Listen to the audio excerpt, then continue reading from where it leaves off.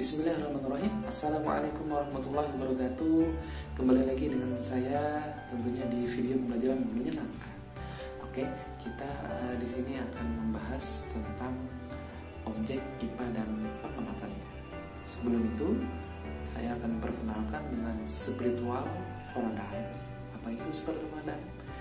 Insya Allah setiap materi yang akan saya ajarkan itu akan mengandung ayat-ayat Al-Quran dan hadis ataupun sirah Nabi yang berhubungan dengan materi-materi pada setiap materi.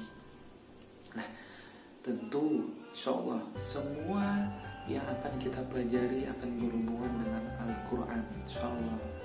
Oleh sebab itu, mari kita mulai pembelajaran hari ini dengan pembacaan ayat suci Al-Quran. Pembacaan ayat suci Al-Quran atau yang disebut dengan spiritual paradigm yang berhubungan dengan materi. Kita saksikan berikut ini.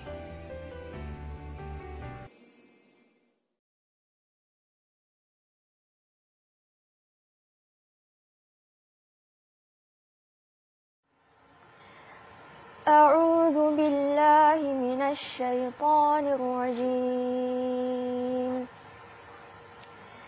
Bismillahirrahmanirrahim. Tabarakalladzī nazzala al-furqāna 'alā 'abdihi liyakūna lil'ālamīna nadhīrā. Alladzī lahu mulku as-samāwāti wal-ardh wa lam yattakhidh waladan wa lam yakul lahu sharīkun fil mulk. وخلق كل شيء فقدره تقديرا واتخذوا من دونه آلهة لا يخلقون شيئا وهم يخلقون ولا يملكون لأنفسهم ضرا ولا نفعا ولا يملكون موتا ولا حياة ولا نشورا.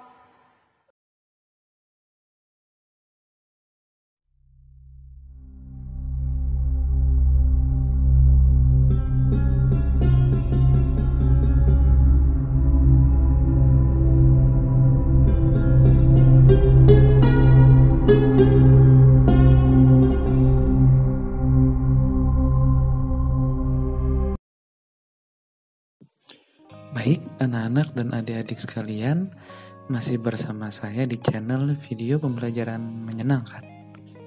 Pada pertemuan kali ini, kita akan belajar mengenai objek IPA dan pengamatannya. Nah, kira-kira apa sih kepanjangan IPA?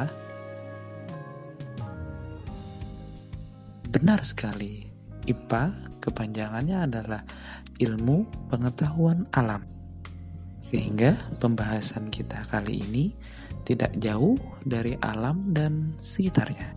Nah, kira-kira apa saja ya alam yang ada di sekitar kita? Nah, di alam kita akan menjumpai makhluk hidup seperti manusia, hewan, dan tumbuhan. Ada juga berbagai hidup lainnya seperti virus, bakteri, dan lainnya.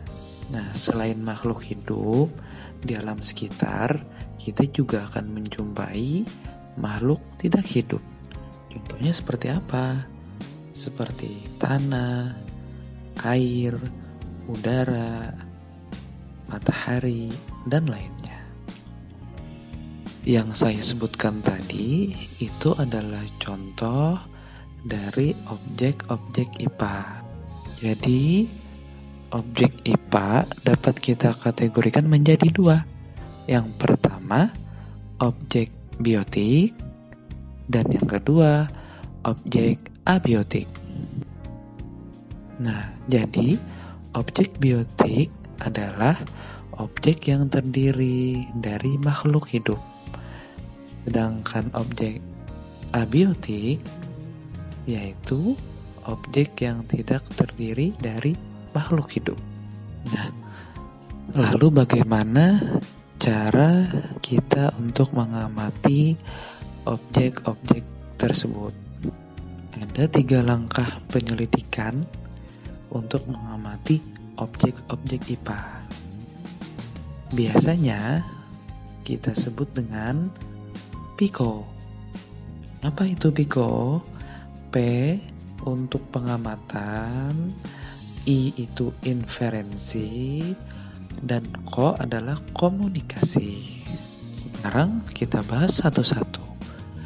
Yang pertama, pengamatan. Apa itu pengamatan? Adalah suatu kegiatan mengamati dengan bantuan alat atau panca indera dan alat peraga. Apa contohnya dari pengamatan? Contohnya adalah ketika kita mengamati seekor burung yang ada di atas pohon, alat panca indera yang kita gunakan adalah mata, dan alat peraga yang kita gunakan adalah teropong. Kemudian yang kedua, inferensi adalah merumuskan penjelasan berdasarkan pengamatan. Contoh dari inferensi seperti seekor burung yang ada di atas pohon tersebut bisa kita rumuskan dengan ciri-ciri, misalnya paruhnya kecil, kemudian bulunya cantik.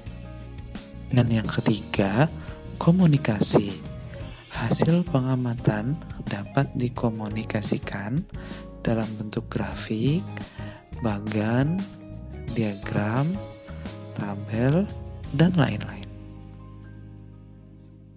Baik, sebagai evaluasi atau pembelajaran hari ini bisa kita aplikasikan langsung dengan mengamati ciri-ciri dari anggota keluarga yang ada di rumah.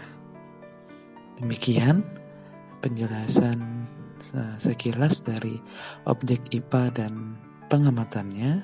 Silahkan untuk melihat video selanjutnya di pertemuan kedua. Semoga bermanfaat.